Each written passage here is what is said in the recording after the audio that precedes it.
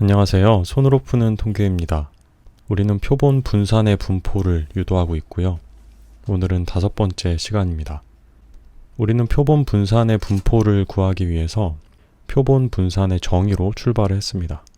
표본 분산 S제곱은 n-1분의 시그마 i는 1부터 n까지 xi-x바의 제곱이라는 수식으로 출발을 했고요.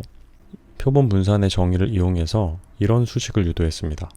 시그마 제곱분의 n-1 곱하기 s제곱은 시그마분의 x1-뮤의 제곱 플러스 땡땡땡 시그마분의 xn-1-뮤의 제곱입니다.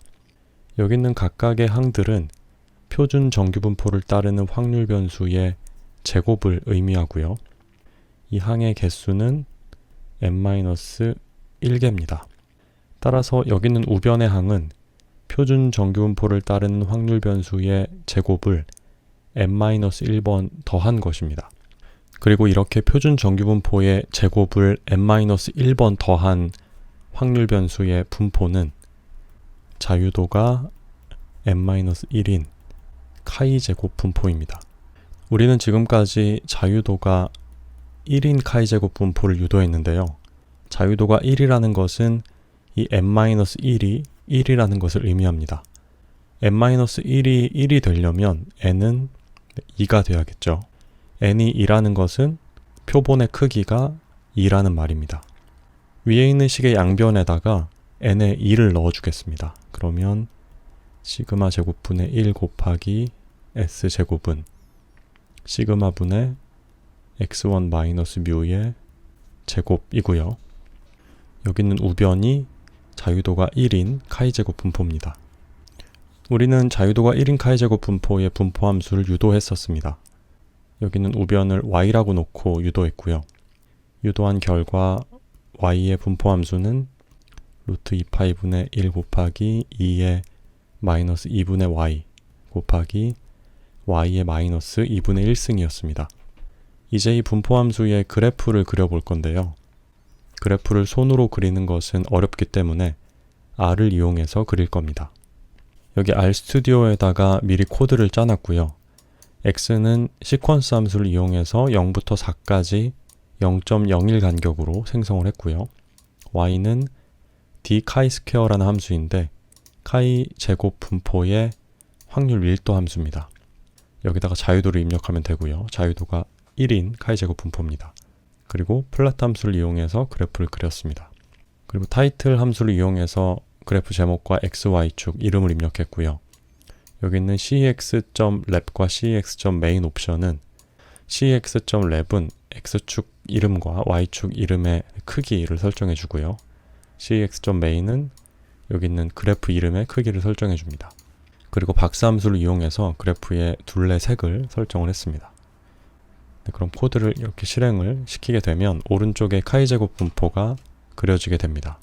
자유도가 1인 카이 제곱 분포는 y 값이 0에 가까울수록 확률이 크고요. y 값이 커질수록 발생 확률이 작아집니다. 네, 그럼 그래프를 가지고 칠판으로 다시 돌아오겠습니다. 네, 우리가 그린 그래프는 y의 분포 함수입니다. 그런데 우리가 원하는 그래프는 S제곱만의 그래프인데요. 여기 시그마 제곱이 나눠져 있습니다. 그래서 우리는 이 시그마 제곱분의 1을 처리를 해줘야 됩니다. 먼저 y 자리에다가 시그마 제곱분의 S제곱을 넣어주겠습니다. F 시그마 제곱분의 S제곱은 루트 2파이분의 1 곱하기 2의 마이너스 2 시그마 제곱분의 S제곱 곱하기 시그마 제곱분의 S제곱의 마이너스 2분의 1승이고요. 그리고 이 f라는 함수 대신에 g라는 함수를 정의하면서 s제곱만 남기겠습니다. 여기는 시그마 제곱은 어차피 상수이기 때문에 변수인 s제곱만 남긴 새로운 함수를 이렇게 정의해 준 겁니다. 자, 그리고 우리가 해야 될 일은 gs제곱의 그래프를 그리는 겁니다. 여기 있는 그래프를 이용해서 그릴 거고요. 하나 붙여 넣어 주겠습니다.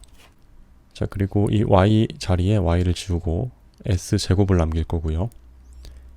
이 y축에다가는 gs제곱을 이렇게 써줍니다. 네, 그리고 이 두 함수를 비교해 가면서 그래프를 그려볼 건데요.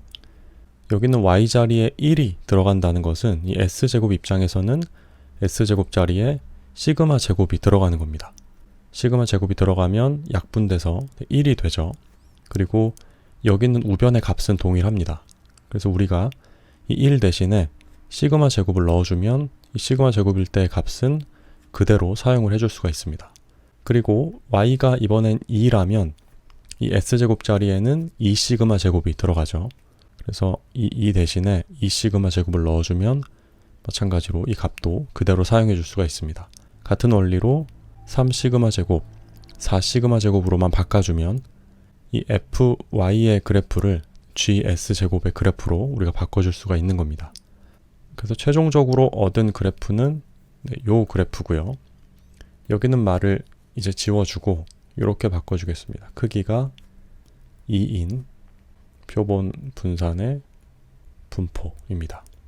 우리가 지금 표본 분산의 분포를 유도하고 있는 이유는 지검정을 할 때 모분산인 시그마 제곱 대신에 표본 분산인 s제곱을 사용해 줄 수 있는가에 대한 의문으로 시작을 했습니다. 모분산을 모르는 경우가 많기 때문에 이 모분산을 표본 분산으로 대체할 수 있느냐는 의문입니다. 그런데 우리가 오늘 그린 표본 분산의 분포에서 보면 모분산이 여기 있죠. 이 분포에서 표본 분산을 하나 뽑는다면 그 표본 분산이 모분산 근처에 있을 거라는 근거를 찾을 수가 없습니다. 모분산 근처에서 발생 확률이 수치적으로 굳이 구해보지 않아도 눈으로만 봐도 높지 않다는 것을 알 수가 있습니다. 따라서 표본의 크기가 2인 경우에는 모분산을 표본 분산으로 대체할 수 없다고 이야기할 수 있습니다. 만약에 표본의 크기가 커진다면 상황이 달라질까요? 그 의문을 이어지는 강의들을 통해서 알아보도록 하겠습니다. 오늘의 영상은 여기서 마치겠습니다.